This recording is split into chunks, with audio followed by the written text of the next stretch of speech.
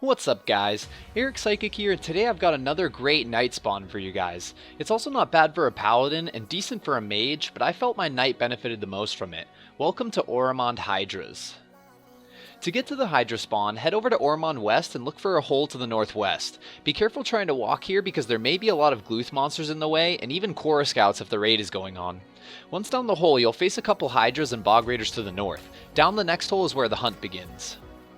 No special equipment is required to hunt here, just focus on physical protection. If you're a mage, you can bring some earth protection to protect against the Hydra's waves and the Bog Raiders' distance attacks. The Bog Raiders do have a life drain distance attack as well, so you could bring garlic necklaces here, but I didn't bother. The attack really isn't that deadly. For my knight, I brought around 1,000 manas for a 30-minute hunt and some health potions for emergencies. If you're a mage, you're going to want to bring thunderstorms here. There's no particular route you have to follow here, the spawn is plenty big enough if you have it all to yourself. When I hunted here, I went in a clockwise loop on -2 and then went down the hole in the northwest corner to hit -3. There I did another clockwise loop and then went back up the same hole and repeated the pattern. I feel like there are more monsters in total on -3, but -2 seems to have a lot of monsters crammed in a smaller space as well as more Bog Raiders you can get in a single pull. Because of this, I felt like -2 actually bumped my experience up on my knight and I was really just maintaining my experience per hour on -3, even watching it slowly go down until getting back up to -2. I actually liked hunting -2 more on my paladin too because the monsters were closer together but didn't come in huge groups.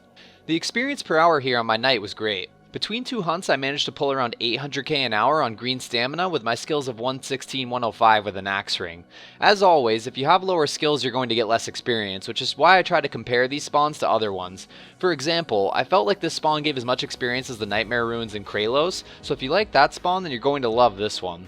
I think the spawn also has more potential for profit, although I really only profited here due to a couple lucky drops right at the end of the hunt. The loot is kind of hit or miss. I really only hunted -2 on my paladin and the spawn was able to keep up, and I got around 500k an hour with my skills of 121-105 with equipment. For a paladin comparison, I'd say the spawn is similar in experience to Lizard Chosen's. The great thing about this spawn besides the awesome experience on a knight is the fact you can do the Hydra task here. In a 30-minute hunt, I killed between 80 and 90 Hydras on my knight, so the entire task should only take like 4 hours, at least for me. On my paladin, I killed around 70 Hydras in 30 minutes, which isn't that bad either, so around 4.5 hours to finish the Hydra task. I did a very brief hunt on my 293 sorcerer just to see how it was, and I was making around 1 to 1.3 kk an hour on green stamina. I also killed around 40 Hydras in 10 minutes, so if the spawn kept up, that would be around 240 Hydras an hour, which is a really fast task.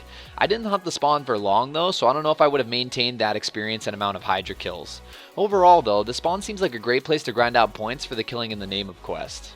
I think a high level paladin may also find the spawn better than I did if they come here with thunderstorm runes, but I still don't like hunting with runes on my paladin since I'm only magic level 21. I just find it too wasteful for the minor experience boost I get, at least on monsters like Hydras that have a ton of rapid self healing, but it may be worth trying if you're a higher level. Finally, if you play on a PvP world and happen to get attacked here, there are at least 2 protection zones right when you get into the city you can run to, so if you're not being jumped by a huge group of players, then you should be able to make it there.